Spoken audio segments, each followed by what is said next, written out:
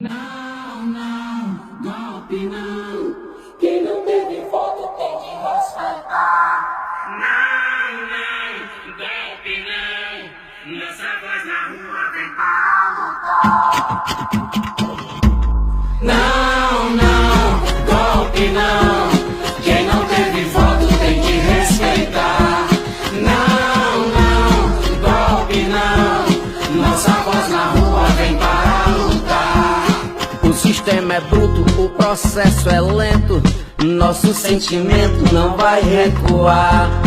Amor, liberdade, verdade, alimento. Não tinha e agora querem golpear. As velhas raposas querem o galinheiro. Ongi etorriak guztioi. Gaurko webinar honetan, seminario honetan, Brasilek bizi duen momentua aztertu nahi dugu. Eta horretarako bertako KUT sindikatuko bi kide izango ditugu gure artean. Antonio Lisboa, nazioarteko arduraduna, eta Daniel Gallo, ingurumeneko arduraduna. Biak KUTeko batzorde eragileko kideak. Ongi etorriak, sean benvindos, los dos.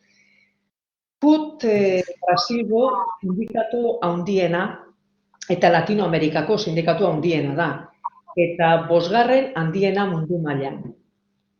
Aurretik ezagutzen bagenituen ere KUTeko lagunak, mundu gizarte foroa Porto Alegren hasi zen garaietan, duela 20 urte, sakondu genuen beraiekin elkar ezagutza eta hasi genduen elkarlana. Gerora hainbat proiektu eta misioetan elkarrekin parte hartu dugu. Esate baterako, Ertamerikan, Honduras eta Nikaraguako sindikatuekin egindako proiektuak edo Palestinara egindako misio batean, Danielek parte hartu zuen misioan. KUT diktadura militarraren azken urteetan sortu zen, eta ordu ezkeroz Brasilgo demokraziaren aldeko mugimendu guztietan parte hartu du. Latinoamerika osoan eta mundu mailan ere. Azken hamarkada askotan begiratu Brasilera, boterera iritsi zenean, gerora gertatutako guztiaz ere bai,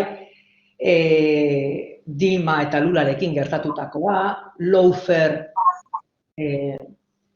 inguruan, ikasi dugu baita Brasilen gertatutako hainbat gauza, baina gaurkoan Brasilek azken 2 urte hauetan eta oraintxe bertan, Brasilen gertatzen ari denari begiratu nahi diogu. 2018 urtetik aurrera, Brasil pertsonai autoritario eta arriskutsu baten agintepean dago, Jair Bolsonaro. Lider populista bilakatu den militar ohia, bere burua anti-establishment bezala azaltzen duena, antipolitikaren ordezkari bezala. Bere karrera politikoa osoa demokrazia gutxietsiz eraiki duena eta joera faxista argiak dituen proiektu bat aurrera eraman nahi duena. Egun hauetan etxe zuritik atera berri den Donald Trumpen estilokoa. Brasil es últimamente actualidad por diferentes motivos. Para empezar, por su presidente, que desde que llegó al poder hace 2 años no deja de dar titulares constantes por sus exabruptos y sus salidas de tono. Tiene un perfil estrafalario, pero que no debe engañarnos, porque no hay que despolitizar el personaje. No se trata de un loco inconsciente, sino que, por el contrario, actúa dentro de un calculado marco político. Y no hay más que ver las políticas que está aplicando, que han hundido al país, han hundido a Brasil en una crisis económica y social sin precedentes, con constantes ataques a los derechos de la clase trabajadora. Políticas que han incrementado las desigualdades y la violencia, que están provocando la deforestación acelerada de la Amazonía, que están llevando a que el impacto de la COVID-19 esté siendo enorme en Brasil. Es hoy el 2.º país del mundo con mayor número de muertes y el 3.º con mayor número de infectados. En este contexto, el pasado mes de noviembre se celebraron en Brasil las elecciones municipales, cuyo resultado no fue bueno para los candidatos de Bolsonaro. Sin embargo, tampoco fue bueno para los partidos progresistas. En el horizonte están las elecciones presidenciales del año 2022. De todo esto queremos hablar hoy con Antonio y con Daniel. Guzti honetaz hitz egin nahi dugu gaur gure gonbidatuekin. Askorako ematen duten gaiak dira, baina gaietan sartu aurretikan ohartxo pare bat emango dizkigu Aitorrek. Quito la mascarilla para hacer las preguntas. Bueno, arratsaldeon guztioi, boa tarde a Antonio y a Daniel, o bon día, no sé si igual es más exacto, bon día, desde Brasil. Bueno, bakarrik komentatzea, hizketaldiaren amaieran aukera egongo dela nahi duenak parte hartzeko galderen bitartez. Eta, bueno, azalduko dizuet nola egin behar duzuen. Zuen pantailaren ezkerraldean ikusiko duzue erabiltzaile usuario bat nazioartea deitzen dana, hor klik egiten baduzu aukera daukazue chat pribatutik galderak luzatzeko. Decía que después de las preguntas que vamos a hacer a Antonio y a Daniel, tenéis la oportunidad, el que quiera, si el tiempo nos lo permite también, de hacer alguna pregunta. Y la manera de hacerla es, en la parte izquierda de la pantalla veis que está el usuario nazioartea. Sería hacer clic en ese usuario y hay una opción de escribir por chat privado. Entonces, el que tenga interés en hacer alguna pregunta, pues puede hacerlo a través de ese medio. Y sin más, podemos empezar ya con nuestras preguntas. Oso ondo, eskerrik asko. Bueno, pues yo empiezo ya con las preguntas que tenemos preparadas para vosotros. La primera es, ¿cómo y por qué gana las elecciones un personaje como Bolsonaro? Un hombre de extrema derecha, que defiende la dictadura militar del 64, que ha defendido la tortura como práctica legítima, homófobo, contrario a la ideología de género, con una ideología contraria a los derechos de las trabajadoras y trabajadores, que ridiculiza las muertes por coronavirus y defiende el racismo. Y podríamos seguir definiendo al personaje, pero ¿cómo y por qué gana Bolsonaro en las elecciones hace 2 años? Bueno, primero agradecer por la invitación. Para nosotros es un honor participar de este webinar con ustedes de País Vasco, y nosotros que tenemos tantos años de cooperación y de amistades. Entonces, para Daniel y para mí es, como dijo, un honor. Bueno, Bolsonaro, como tú has introducido, Laura, tenía antes de vencer las elecciones, de ganar las elecciones, tenía casi 30 años en el Parlamento brasileño. Era un tipo de extremísima derecha que defendía las causas, las pautas más extremistas, más de extrema derecha, y que muchas veces era tratado como un tipo, no sé cómo se dice en español, un tipo folclórico, un tipo que las personas no dan mucha importancia. Entonces, estabas a 30 años y que las personas, mesmo la derecha tradicional, não dava importância, não dava valor a Bolsonaro. Ocorre que, e é importante volver a los governos de PT, PT ganha as eleições com Lula em 2002, e a elite brasileira, as elites latifundiárias, as elites midiáticas, as elites judiciárias, as elites financeiras, diziam, bueno, o PT ha ganhado, pero eles não vão conseguir governar, então volvemos em 2006. Ocorre que PT ganhou em 2002, depois em 2006, depois em 2010, depois em 2014, sendo que em 2010 e 2014 havia ganhado com Dilma. Então, a direita ha dicho, bueno, nós não vamos a ganhar, a volver ao poder com eleições livres, eleições límpidas. Então, é necessário destruir o PT. E se começou, então, com interesses também dos Estados Unidos, etc., mas se começou, então, a construir um projeto de destruição do PT, que o PT era corrupto, etc. Ocorre que, quando se tenta destruir o PT, se destrói também a imagem da política como ação humana. E Bolsonaro, que era um tipo que há 30 anos fazia política pelo dizendo que não era político, que não era sistema, que era antissistema, ha crescido com isso. E depois, como a direita não queria que envolvesse o PT, impede Lula de ser candidato. E Bolsonaro, então, amplia seu espaço em este vácuo de poder. De um lado, da direita tradicional, porque os candidatos da direita tradicional han sofrido também todo o desgaste de uma campanha contra a política como ação humana, e que Lula não podendo ser candidato, então Bolsonaro entra nesse espaço e passa a ser, num primeiro momento, um tipo que ninguém valorava, a direita não valorava, pero em la segunda volta, entre Bolsonaro e PT, a direita tradicional ha apoiado Bolsonaro.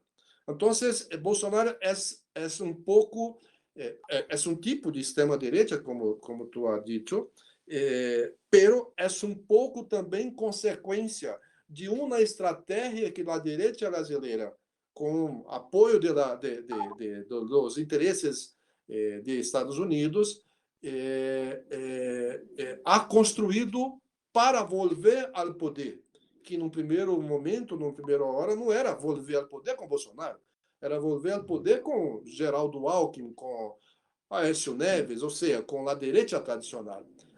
Na segunda volta, né, Bolsonaro e PT, com Haddad, eles, então, ampliaram, né, seus espaços, apoiando, né, totalmente a Bolsonaro, hasta porque Bolsonaro é uma combinação de extrema direita do ponto de vista dos costumes dos direitos humanos, pero de extremo neoliberalismo do ponto de vista da economia. Su ministro de Economia é algo, um tipo mais neoliberal do que, não sei como compará-lo. Então, Bolsonaro ha ganhado as eleições com este espaço construído por uma extrema direita, por direita tradicional, e ha sido combinado com a banca, com o sistema financeiro, ganhado das eleições. Então, para concluir essa pergunta, só para que vocês tenham a dimensão de Bolsonaro. Em la votação da emenda constitucional que ratificou o convênio 189 da OIT, que é o convênio de 2011, que regula o trabalho doméstico, todos os parlamentares votaram em favor da ratificação e da emenda constitucional que garantizava direitos aos trabalhadores domésticos em Brasil. Trabalhadores e trabalhadoras, porque 93% são mulheres. E Bolsonaro foi o único parlamentário que ha votado em contra da aprovação da ampliação dos direitos das trabalhadoras domésticas em Brasil. Então, é um tipo de tanta fascismo que muitas pessoas o tratavam como algo sem importância, sem valor e sem capacidade. Pero por trás, como você han dito, havia uma estratégia também da extrema-direita global, porque Bolsonaro é eleito também em La Ola, que é elegido Trump, elegido Duterte, elegido enfim, outros mais em mundo. E também porque eu representa uma parcela pequena, pero existente em Brasil, que desses tipos de extrema-direita, que são machistas, homofóbicos, etc, etc. Então, penso que é isso.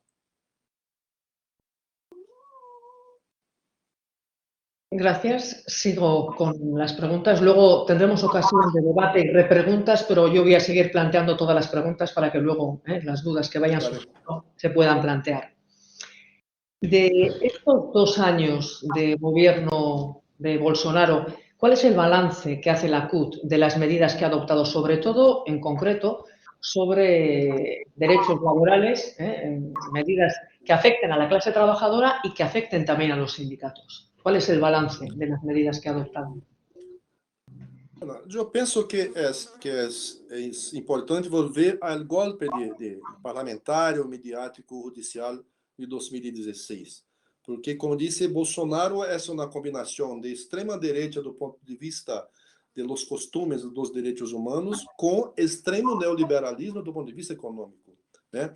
Então, Bolsonaro, do ponto de vista econômico, do governo Bolsonaro, do ponto de vista econômico, é a continuidade do governo golpista, né, do golpe parlamentar, midiático, judicial de Michel Temer. Então, em 2016, vem o golpe parlamentar, midiático, que tira Dilma e Michel Temer assume o poder. O golpista, que era vice-presidente. Então, aprova, em primeiro lugar, a reforma laboral de Brasil. A reforma laboral de Brasil vuelve as relações laborais, eu costumo dizer, a algo como anos 10 do século XX. Então, volvemos à primeira metade do século XX em las relações laborais de Brasil. E com a desregulação, com incentivo ao trabalho informal, desregulado, e ataque profundo aos sindicatos. Então, os ataques vêm de 2016 com Temer. Temer costuma dizer que Bolsonaro é bom governo porque continua com o governo. Temer repite isto muitas vezes. Então, primeiro, a reforma laboral, com ataque aos trabalhadores, retirada de direitos dos trabalhadores e ataque aos sindicatos. Hoje, temos algo como 14,5% de trabalhadores sem trabalho, desempregados, pero se somarmos a los trabalhadores desalentados, como costumamos dizer em Brasil, que são aqueles trabalhadores que já não procuram, não buscam mais trabalho, vai a quase 25%, 26%. E dos trabalhadores que estão com trabalho, grande parte são trabalhadores informais e também han crescido muitíssimo. Depois da reforma laboral, veio a reforma do sistema de pensões, que também ha cambiado totalmente o sistema de seguridade social de Brasil, que era hasta entonces um sistema reconhecido como bom sistema de seguridade social. E outras possibilidades, como ataques aos sindicatos, ataque aos militantes, ataque às lideranças de trabalhadores, lideranças sindicais, é um ponto muitíssimo importante, que é a destruição da fiscalização do trabalho. Então, isto ha aumentado muitíssimo o trabalho escravo, ou análogo ao escravo em Brasil, também o trabalho infantil. Então, esta é a situação que temos hoje e que, por lo tanto, estamos lutando na CUT para derrotar esta política, pero também derrotar este governo, o governo Bolsonaro, com a luta por seu afastamento, por seu impeachment.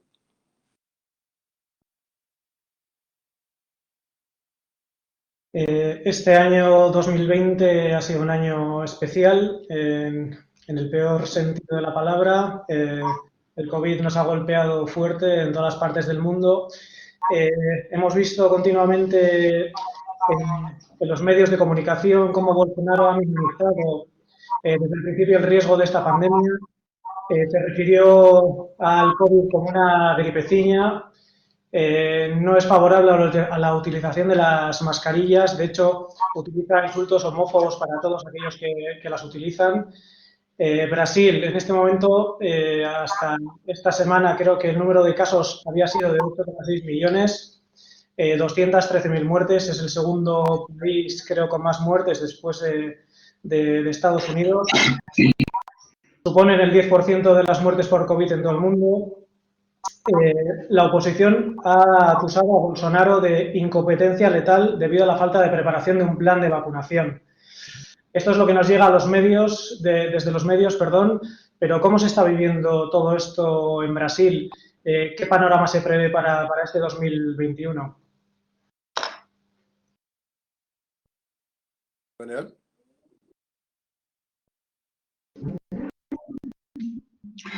Olá, tormenta tremenda en mi ventana en Brasilia. ¿Me escuchan? Vale, un placer compartir con compañeros y compañeras de ella momentos, datos, informaciones y también utopías.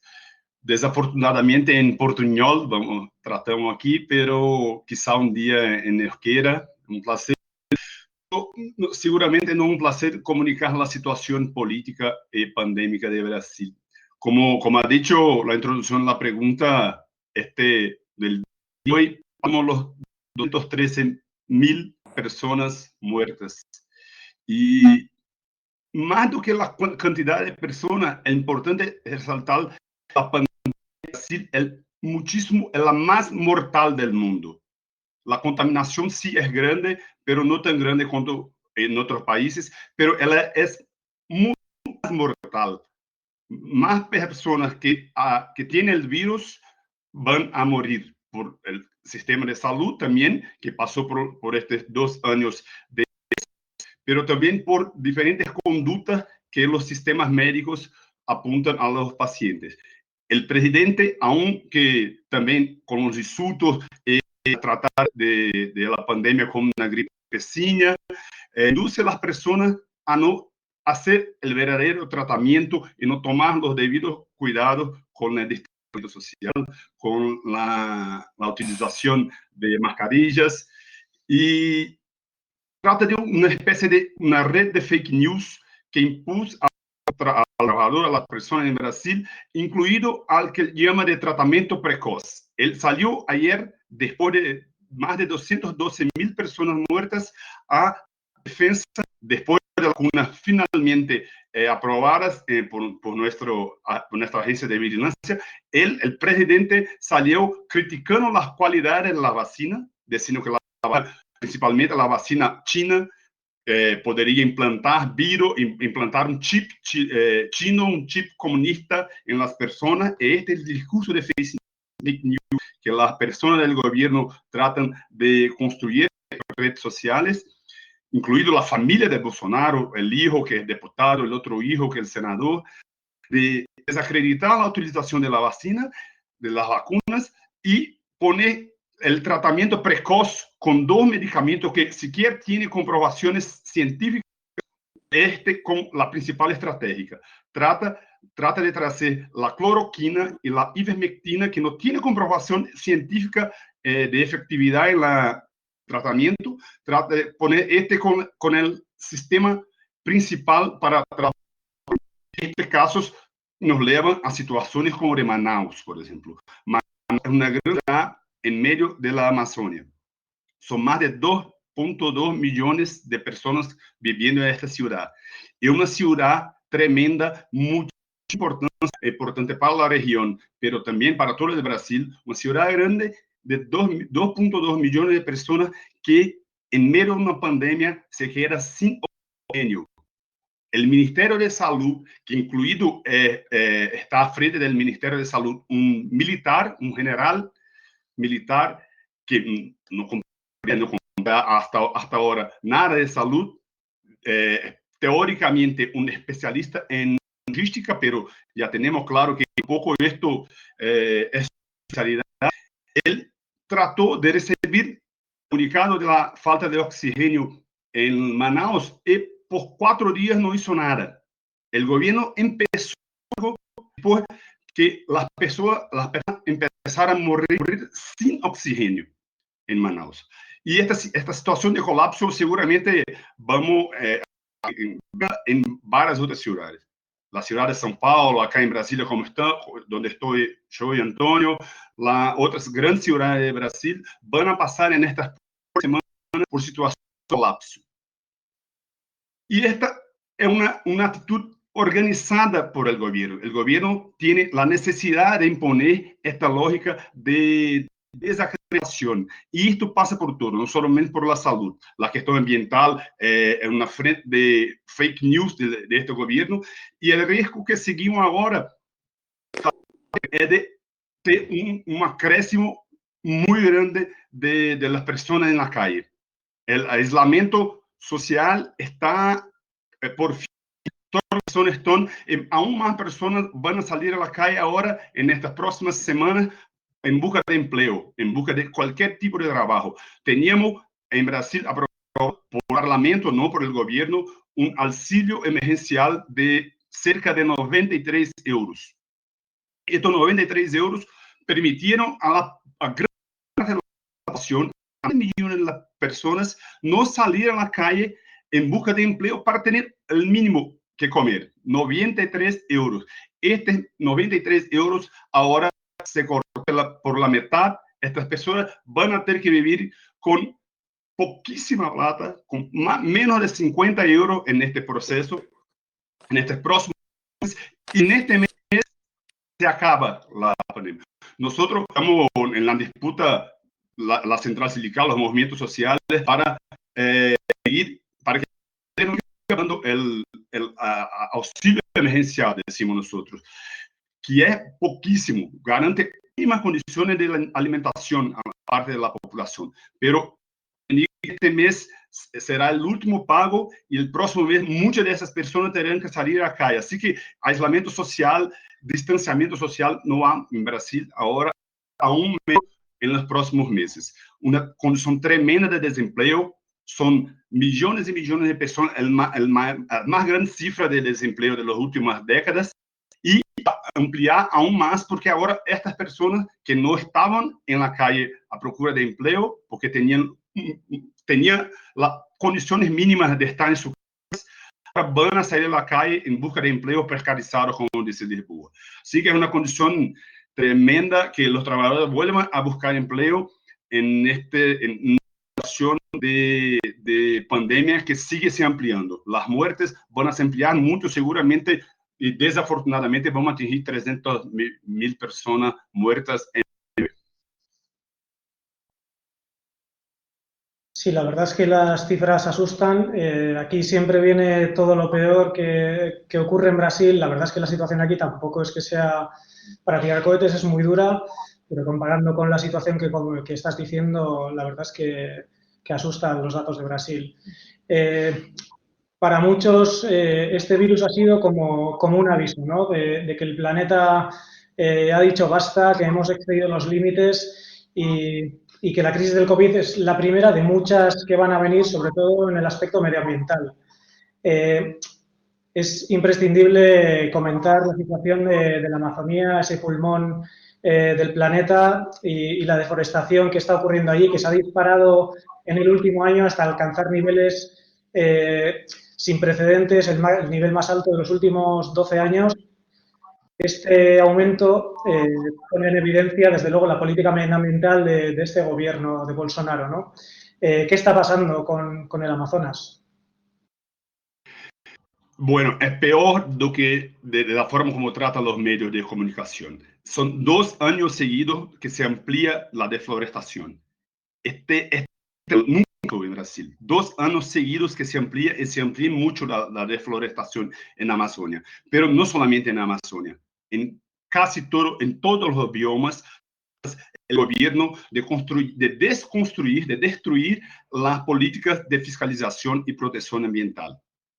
El que pasó en Pantanal también, que es importante, como brasileño, tuvo espacio en la media tradicional, nacional e internacional también, y fue tremendo. La deforestación en Amazonia y los incendios forestales en Pantanal fueron algo que nunca se ha visto en Brasil y seguramente no fueron por el cambio en el clima.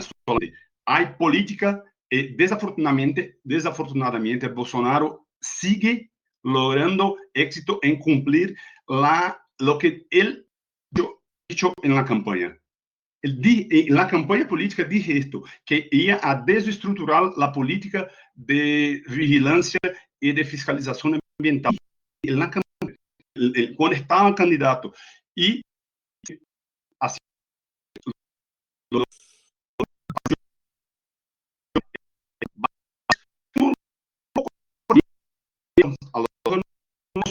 se ejecutar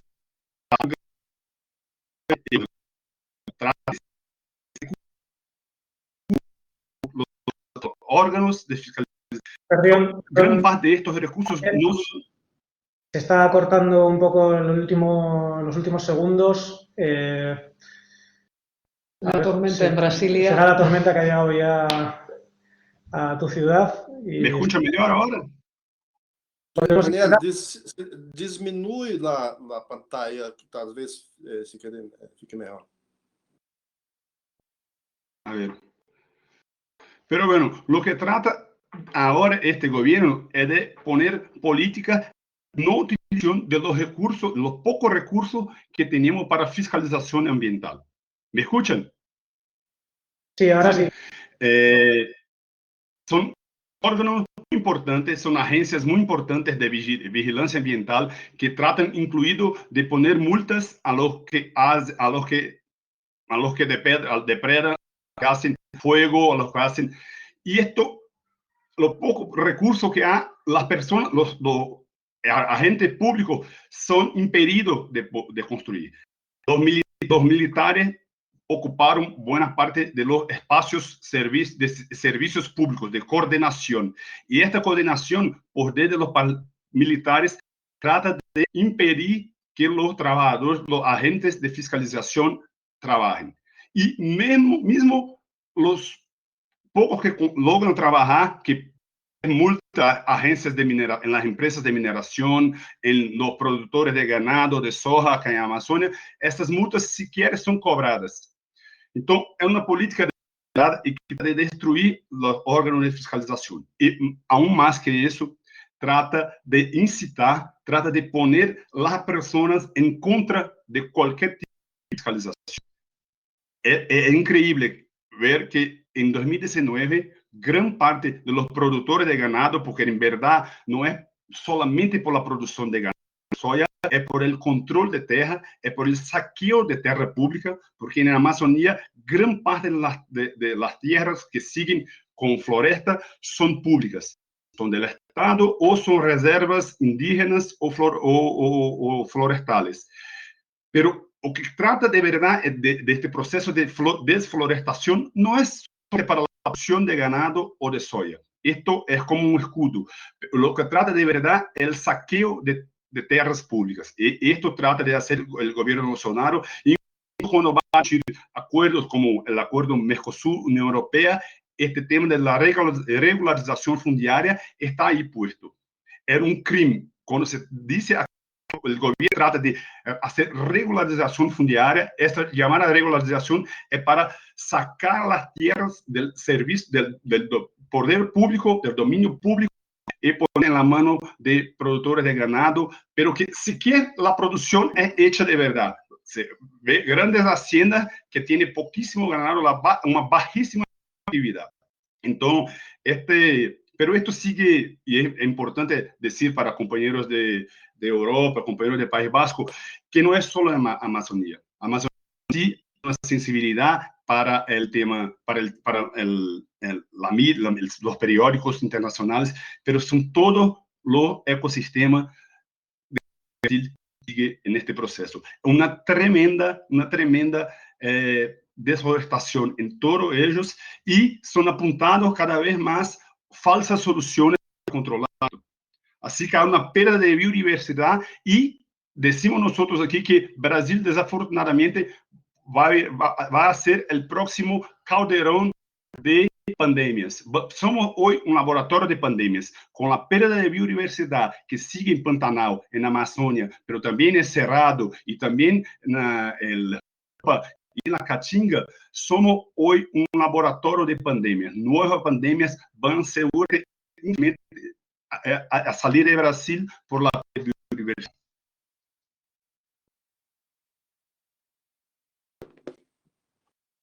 Pues muy interesante eso que comentas y yo, como europeos que somos también, no es la única razón el tema de alimentación del ganado, pero deberíamos de saber que mucha de la deforestación es para alimentar el ganado que luego nosotros consumimos aquí, esa carne que consumimos aquí en Europa, por lo cual somos parte del problema nosotros también. No somos el principal culpable, pero también somos un poco cómplices también de esto, ¿no?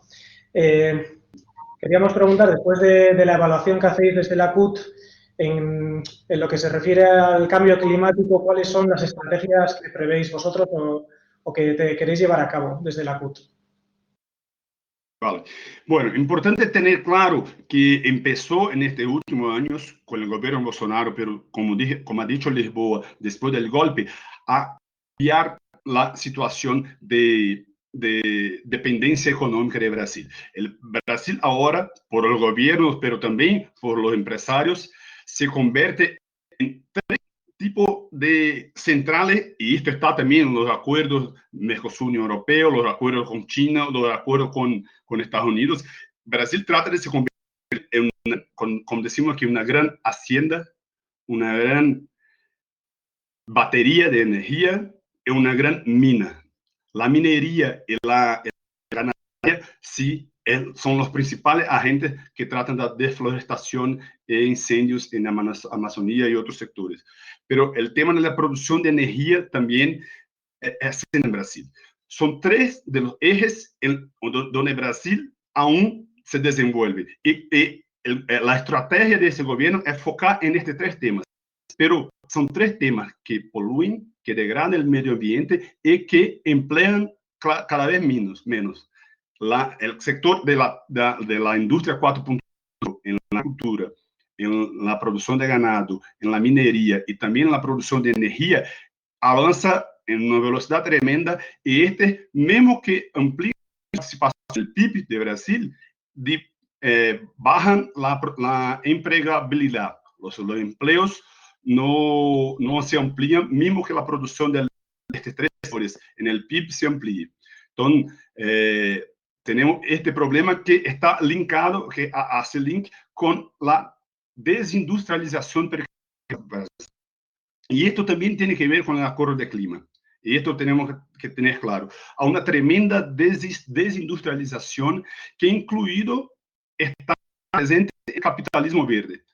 Parte del capitalismo verde se implantó acá en Brasil para hacer respuesta a la posición brasileña, que era de esta forma activa para combater el cambio climático. Mismo ese capitalismo verde de la producción de energía eólica, solar o de altos, la montadora de altos electrificados, mismo este está saliendo de Brasil. Aún más la producción antigua, la producción poluidora. La industria de petróleo, que sigue ampliando por la situación de presal de Brasil, que es un petróleo que cada vez más baja su precio de extracción y producción, y por tanto torna-se más competitivo. Pero mismo esta producción de combustibles fósiles está también se desnacionalizando. Entonces, la desindustrialización de Brasil es hoy el principal problema de desenvolvimiento encontrado. Y esto también hace parte del cambio completo de la estrategia de Brasil en las conferencias de clima y en este tema. Brasil, que era 3 años atrás, era un gran player internacional de los acuerdos, incluido el Acuerdo de París, fue un país importantísimo para los últimos detalles para firmar el Acuerdo de París.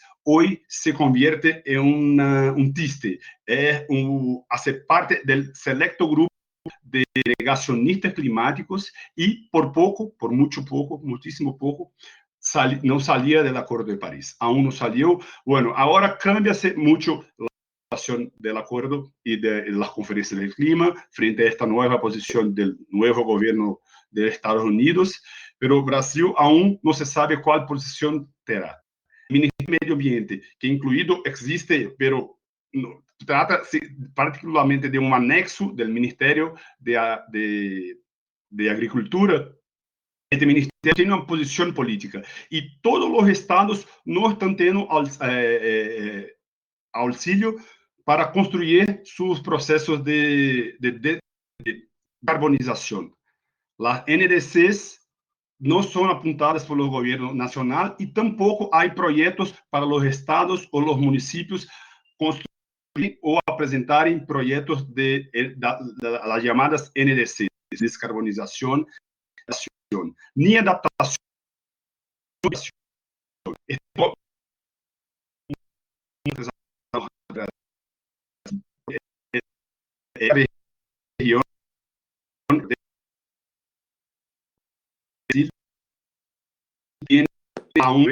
Hay problemas otra vez. Comprometidos con las causas sociales. comprometido con las causas sociales y también con este tema de la descarbonización. Este gobierno intenta, sin el apoyo del gobierno federal, poner en práctica planes de descarbonización e NDCs efectivas.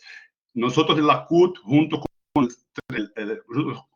la CSI, con el Just Transition Center, empezamos dos proyectos importantes ahora en Rio Grande do Norte y Bahía para poner en práctica acuerdos y nuevos procesos de formación sindical y de los trabajadores para que estemos capacitados a este cambio de empleo. Pero lo que vemos acá en Brasil, esto es importante ser dicho, que desafortunadamente, cuanto más limpia es la energía producida acá, peores son los empleos.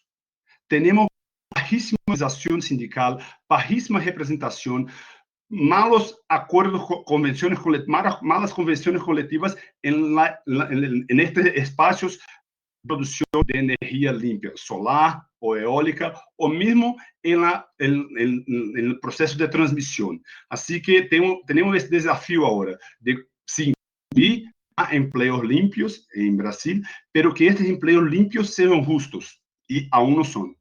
Seguramente los empleos y las convenciones colectivas y la sindicatos de tratar con las empresas de petróleo, por ejemplo, son mejores que las empresas de energía eólica y solar, estas completamente desnacionalizadas, muchas de ellas incluido de España, pero a gran parte europea, pero aún no se trata de construir un debate colectivo los llamados tripartismo. En Brasil siempre tuvimos mucha dificultad en construir el tripartismo. El gobierno, mismo durante los gobiernos de PT, de Lula, de Dilma, esta posibilidad no se daba porque los empresarios no lograban, no tenían ganas de construir espacios colectivos de ese tripartismo. Ahora aún más, el gobierno no trata de incentivar y los gobiernos estaduales que intentan hacerlo tiene muchísima dificultad con las empresas nacionales, pero también con las empresas internacionales que en sus países sí logran hacer buenos acuerdos, logran hacer convenciones colectivas positivas, pero acá en Brasil no sientan en la mesa de este tripartismo para construir eso. Tratamos ahora en la CUT de construir este espacio del diálogo, sí, del diálogo tripartismo, entendemos importante, mesmo sin tener ilusión de que por esto pasará, por esto solamente por el tripartismo resolveremos todos los problemas. Tenemos que enfrentar también el capitalismo verde que trata de construir aquí una oración tan grande como el capitalismo fósil. Entonces, este debate de construir una estrategia sindical del ecologismo anticapitalista también está en nuestro plan de acción y también en nuestro proceso de formación con los trabajadores. Obviamente, seguiremos en negociaciones de partido o de convenciones colectivas directamente con las empresas y los sindicatos de tratar con mejores condiciones de trabajo, sí, de descarbonización, que esa descarbonización es importante para nosotros, pero si la conversión de empleos no es justa y no es buena, para nosotros tampoco interesa una descarbonización no justa. Sí, el ecosocialismo y en la perspectiva ecologista anticapitalista, el cerne de nuestra política de diálogo también con las empresas, pero principalmente hoy los gobiernos estaduales del Nordeste. Gracias, Daniel. Yo vuelvo a las iniciales reflexiones o preguntas que he planteado. He comentado antes que el pasado mes de noviembre tuvieron lugar elecciones municipales en Brasil. Jair Bolsonaro salió debilitado en cuanto que los candidatos que él apoyaba no obtuvieron buen resultado. Pero esto no fue en favor de la izquierda, sino que los partidos de derecha del llamado Centrão, ¿no?, son los que salieron reforzados. Este resultado contrasta con la ola de triunfos electorales que la izquierda está teniendo en América Latina, como puede ser el triunfo de Alberto Fernández en Argentina en 2019, el resultado del plebiscito chileno en favor de la reforma de la Constitución heredada de Pinochet, la lucha feminista en Argentina, Mas retorna al gobierno de Bolivia. Entonces, son dos preguntas y puedes tomar todo el tiempo que haga falta para responder, pero ¿qué lectura hacéis, por un lado, de los resultados de las elecciones municipales de Brasil y cómo encaja esto con ese giro que entendemos que está habiendo a la izquierda en América Latina? Bueno, primeiro é verdade que há giro, pelo menos em nossa avaliação, giro à esquerda na América Latina. Eu estive último dezembro em Bolívia, quando nos encontramos com o presidente Lúcio Arce, também com Evo, também com Lacob, também com o chanceler de Bolívia. E há em Bolívia, em este momento, todo envolvimento, evolução da população para retomar a importância da luta dos trabalhadores em Bolívia. Então, nós saímos de Bolívia muitíssimo satisfeitos. Também a questão de Argentina, também de Chile, agora as eleições de Equador. E então há posicionamento à esquerda na América Latina que não ha se concretizado nas eleições municipais de Brasil. Bueno, penso que algumas questões temos que analisar. Primeiro, o Brasil é país muitíssimo grande e as eleições municipais em Brasil têm uma tradição de que o eleitor, o voto é muito mais para as questões imediatas da cidade, para que o alcalde tenha soluções, do que para questões nacionais. Então, as eleições nacionais municipais são muito localizadas em los temas importantes para a população. Pero então, este é o motivo, em minha avaliação, de avanço ou de uma vitória chamado Centrão, como tu dijo, Laura, que é a direita tradicional de Brasil. Pero não é só isto. Também há uma situação de que PT aún está sofrendo de los ataques que han recebido entre 2006 hasta 2015. Então, isso também há, digamos, influenciado em resultado das eleições municipais. E, claro, também nós tivemos nossos erros, talvez, quizá, não fazer as alianças corretamente, e também a situação da própria pandemia que nos impediu de fazer as campanhas na calle. Então, na maioria dos casos, os alcaldes, os prefeitos, como chamamos em português, os alcaldes foram reeleitos. Então, essa é uma situação muito mais de continuidade da gestão dos municípios. Então, agora, Bolsonaro ha também perdido porque seus principais candidatos não han sido eleitos. Por exemplo, o candidato de Rio de Janeiro, que era o principal candidato, seu principal candidato, que não ha conseguido chegar à segunda volta. Pero, do ponto de vista econômico, os candidatos eleitos, em grande maioria, que são de PSDB, de MDB e outros partidos mais, em la economia, em los apoios a Bolsonaro em Congresso Nacional, vão continuar apoiando Bolsonaro. E aí, eu repito pela terceira vez, Bolsonaro é uma combinação de extrema-direita em termos de civilização, com extremo neoliberalismo do ponto de vista econômico. Então, a derrota de Bolsonaro é uma derrota relativa, porque ele não conseguiu eleger seus candidatos que defendiam as pautas fascistas, por assim dizer, ou as pautas mais atrasadas.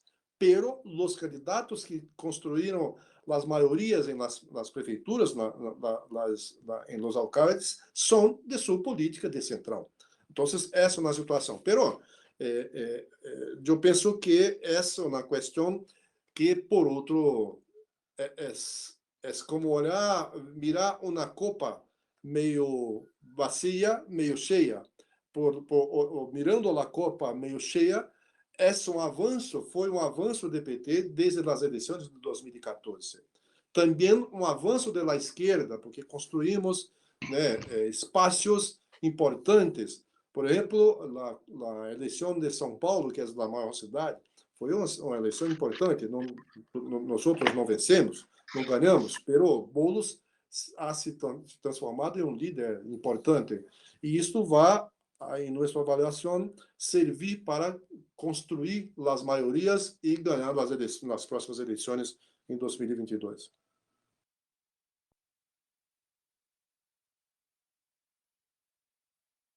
Bien, que así sea. Y yo, para terminar ya con esta ronda de preguntas, actualidad. Estas últimas semanas hemos asistido en todo el mundo al espectáculo que nos venía, las imágenes que nos venían de Estados Unidos, el asalto al Capitolio. Solo ayer se marchó ya definitivamente, bueno, de momento, Donald Trump de la Casa Blanca. Bueno, son imágenes que han recorrido el mundo. Hay elementos que nos hacen recordar Donald Trump, Bolsonaro, y también aquí hay elementos parecidos, pero es la constante referencia al fraude electoral, al que se ha agarrado Donald Trump hasta el final, pero que también ha mencionado Bolsonaro respecto a las elecciones pasadas y respecto a las presidenciales, criticando el sistema electoral brasileño. Son elementos que inevitablemente nos ponen en guardia a todos y nos hacen recordar también militares manifestándose en favor de un posible golpe militar en Brasil, ¿no? Digo que también aquí oímos ecos de ese tipo, pero ¿podría ocurrir en Brasil lo que ha ocurrido en Estados Unidos, teniendo en cuenta las similitudes de los personajes, los perfiles parecidos y teniendo en cuenta también estos otros elementos, estas denuncias, estos ruidos de militares que hay por ahí? Sí, podría. Este es un riesgo que estamos corriendo. Com uma diferença, Laura, porque se compararmos Bolsonaro a Trump, são muitíssimos similares. Nossos amigos dos Estados Unidos dizem a nós outros: tu, presidente, és pior do que nosso presidente. Ou seja, nossos amigos dos Estados Unidos dizem que Bolsonaro é pior do que Trump.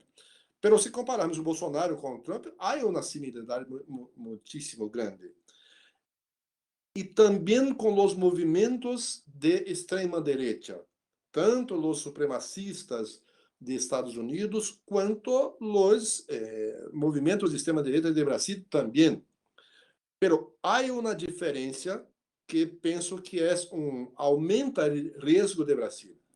Por exemplo, quando Trump incentivou a ocupação, a invasão do parlamento, do Capitólio, e sinalizou que não ia aceitar a posse de Biden, os generais, os comandantes militares de Estados Unidos han firmado na nota, 6, 8 comandantes militares dos Estados Unidos, firmado na nota que diziam: 1. Nós reconhecemos a Constituição. 2. Nós entendemos que o presidente vai tomar posse.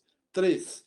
Nós repudiamos a invasão do Capitólio. Isto, os militares dos Estados Unidos. Pero, se for em Brasil, os generais fazem o contrário.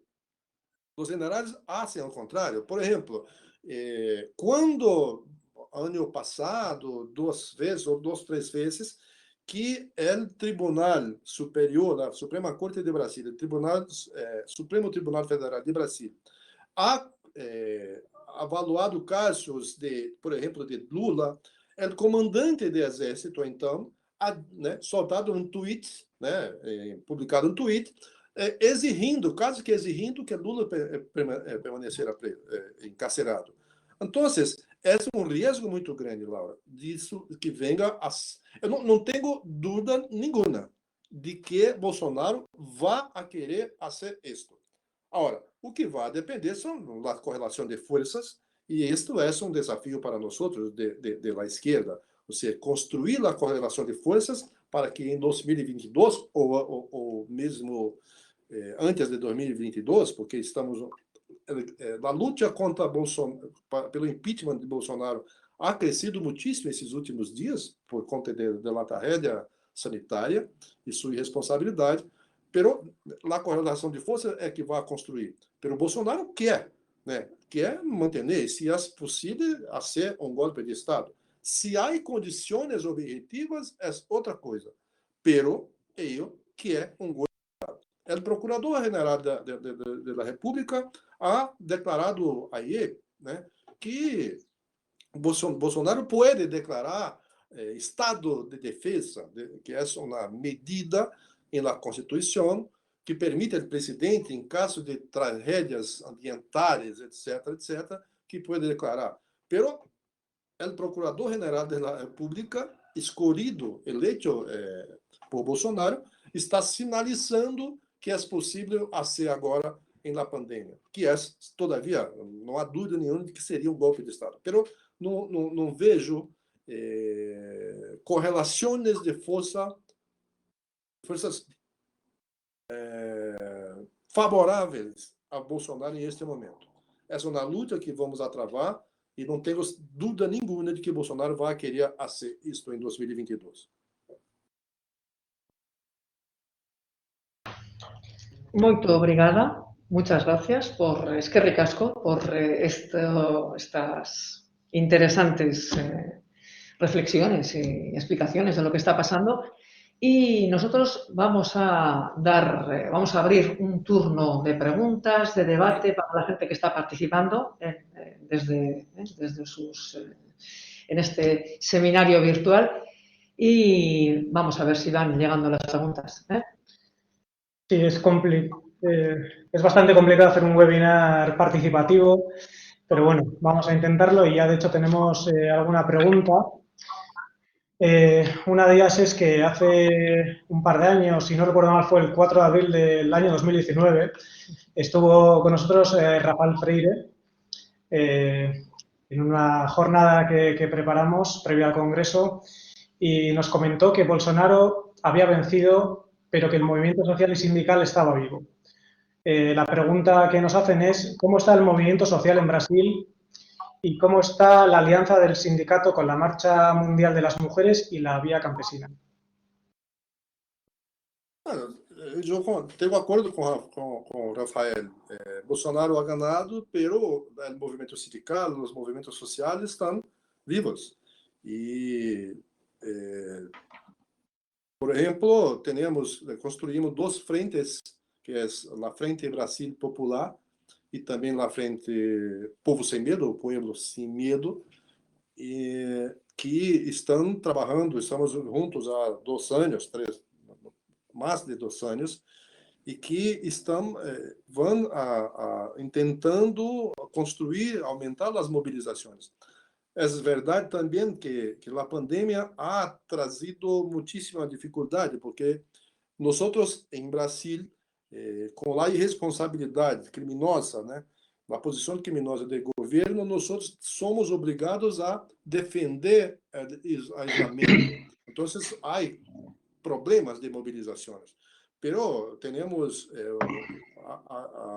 tenho acordo com o Rafael que estamos vivos, que os movimentos sociais, que a Marcha Mundial de Mulheres, que o movimento de trabalhadores sem terra, que o movimento de trabalhadores sem teto, de los movimentos LGBT, todos eles estão muito vivos em Brasil e nosso desafio é, em este momento, fortalecer a unidade desses movimentos, mas não há diferença muito grandes em esta estratégia. Como digo, penso que a correlação de forças de 2022 vai ser muitíssimo diferente do que vimos em 2018 e mesmo agora em 2020 nas eleições municipais.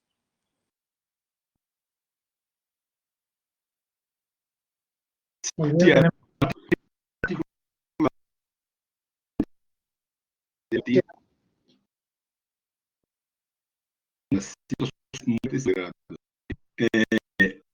Son dos particularidades que tenemos acá en América Latina. Una de la constante amenaza a nuestras democracias muy frágiles, porque siempre están amenazadas por golpes de estados de los militares, pero que la mayoría de los militares tenían sí formación de los Estados Unidos, de la agencia Departamento de Estado de Estados Unidos, pero ahora también con desestabilizaciones democráticas desde el sistema judiciario, del sistema legislativo, con apoyo de otros países, del capitalismo internacional.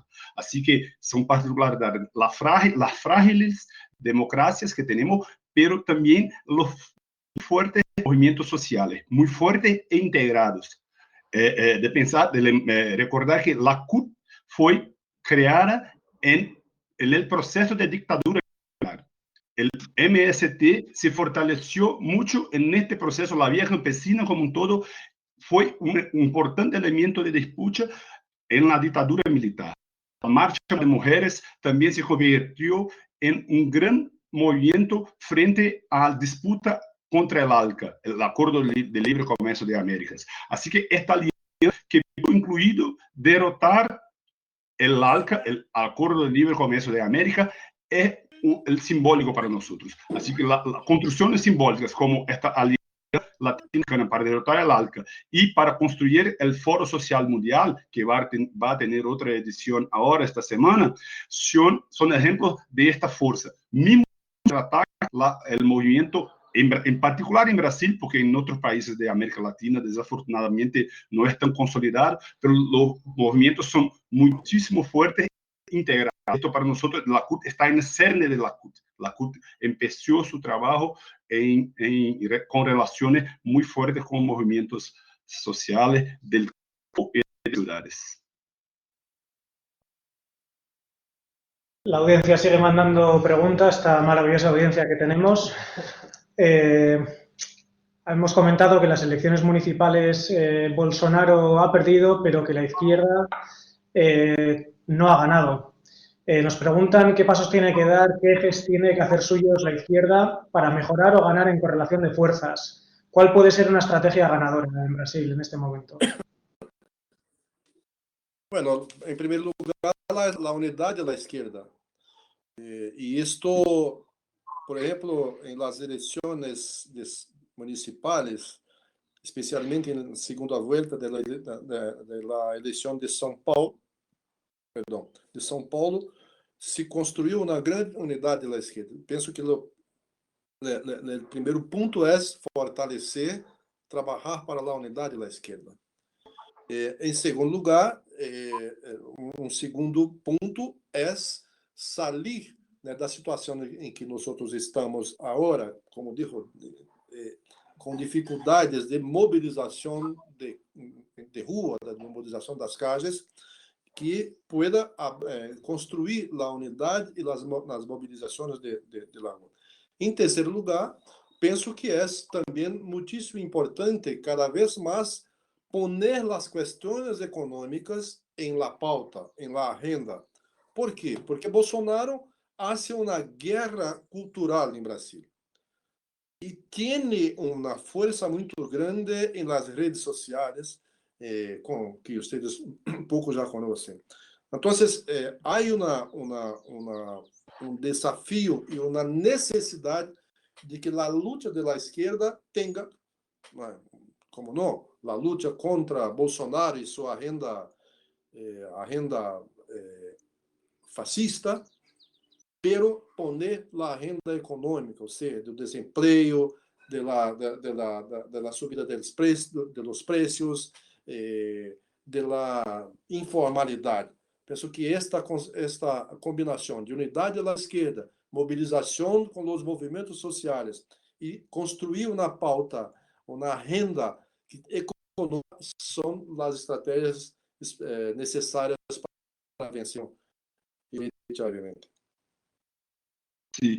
Hay un otro punto específico, pero que también es importante, incluido para construir esta alianza de la frente de la frente social, del movimiento social de izquierda, pero también la construcción de la frente de partido de izquierda, que es el tema del presidente Lula y de Lula libre, la campaña que tenemos acá, porque la derecha tradicional convirtió Lula en un preso político. El cárcel de Lula fue, sí, un ataque directo a la izquierda. Así que este proceso de construcción de esta unidad, que mismo partido, no el PT, otros partidos que no el PT, ya están a frente de la importante campaña por el restablecimiento del derecho político de Lula. Mismo va a ser el candidato en 2022, pero malo político, Lula hoy no está más en el cárcel, pero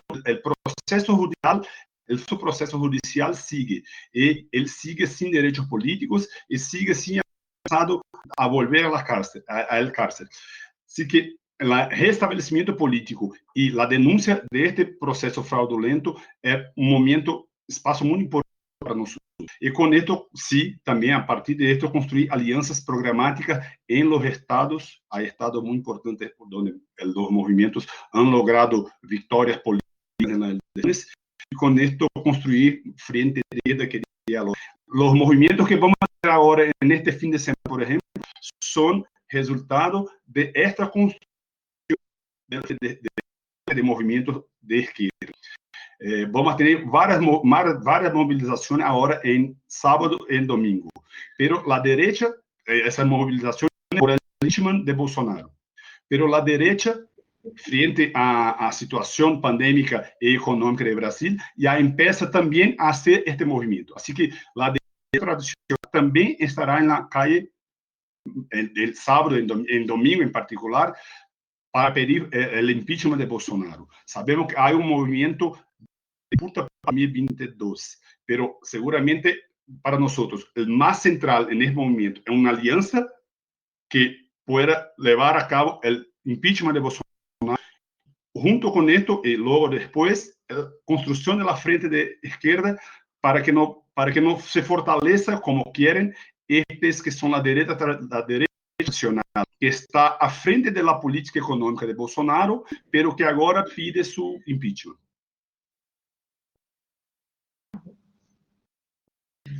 Bueno, no sé, Andrea y yo estamos en el tiempo que nos hemos marcado para terminar. Muchas gracias, muy obrigada por las explicaciones, por todo, es que ricasco. Y yo, a modo de conclusión, si se puede concluir de alguna forma todo esto, decir que está claro que el fascismo, la extrema derecha, utilizan todos los instrumentos que tienen a su alcance y si no los tienen, los crean, ¿no? Antonio, a la hora de hablar, explicar por qué Bolsonaro accede al poder o gana las elecciones, ha hecho referencia, creo que es a la utilización, a la instrumentalización, a lo que se llama el lawfare, ¿no?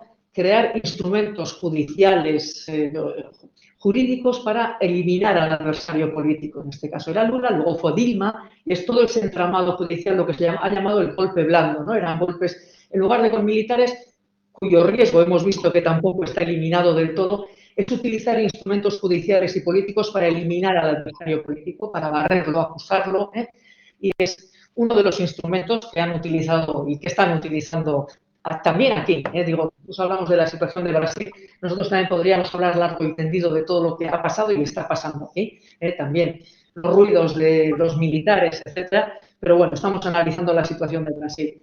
Una primera conclusión sería esa: se utiliza el fascismo, la extrema derecha utiliza todos los instrumentos que tiene a su alcance y si no los crea. En segundo lugar, hay que combatir tanto el aspecto cultural que va unido a la extrema derecha, al fascismo, este autoritarismo, racismo, la xenofobia, el modelo heteropatriarcal, todo esto, que es el aspecto cultural, entiendo a que hacía referencia Antonio, pero eso va de la mano de todas las políticas neoliberales, políticas que buscan incrementar las desigualdades, que fracturan la sociedad, que crean al final un caldo de cultivo favorable también a su discurso. Entonces hay que abordar los dos aspectos, el cultural y el económico, porque van irremediablemente unidos. Nosotros los sindicatos somos el instrumento perfecto para combatir estas políticas. Somos un instrumento que habla de solidaridad frente al individualismo de las políticas neoliberales, que luchamos contra la desigualdad que estas políticas crean y alimentan. Somos el instrumento perfecto para combatir estas políticas. Y eso en clave de alianzas, que creo que también cuando hablaban de unidad, de alianzas de izquierda, es necesario construir alianzas con aquellas organizaciones que comparten los mismos objetivos con nosotros.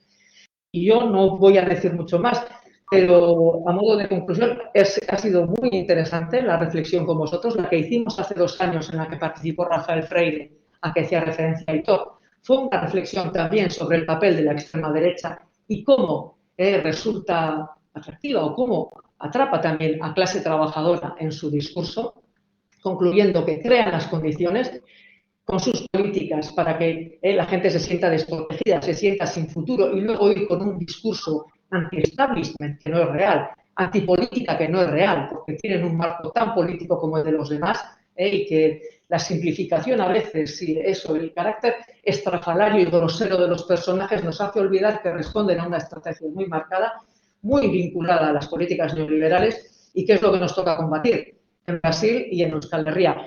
Brasil es un país con una fuerte cultura sindical, con escenarios de grandes movilizaciones sindicales. No tenemos ninguna duda de que en los próximos años también, como siempre, nos va a tocar seguir peleando, nos va a tocar seguir movilizándonos y ahí estará la CUT en primera línea y nosotros también desde aquí, desde la. Moito obrigado, eskerrik asko, eta entzuten ari zareten guztioi ere, mila esker egoteagatik, y bueno, hasta siempre, compañeros. Seguimos. Eskerrik asko. Eskerrik asko. Vale. Tchau, gente. Obrigado. Riquíssimo. Obrigado. Muito obrigado. Golpe não, quem não teve voto tem que respeitar. Não, não, golpe não, nossa voz na rua vem para lutar. Não, não, golpe não, quem não teve voto tem que respeitar. Não, não, golpe não, nossa voz na rua vem para lutar. O sistema é bruto, o processo é lento, nosso sentimento não vai recuar. Amor, liberdade, verdade, alimento, não tinha e agora querem golpear. As velhas raposas querem o galinheiro, roubaram dinheiro, mas fingem que não. Querem que o petróleo seja do estrangeiro, pra esconder ligeiro sua corrupção.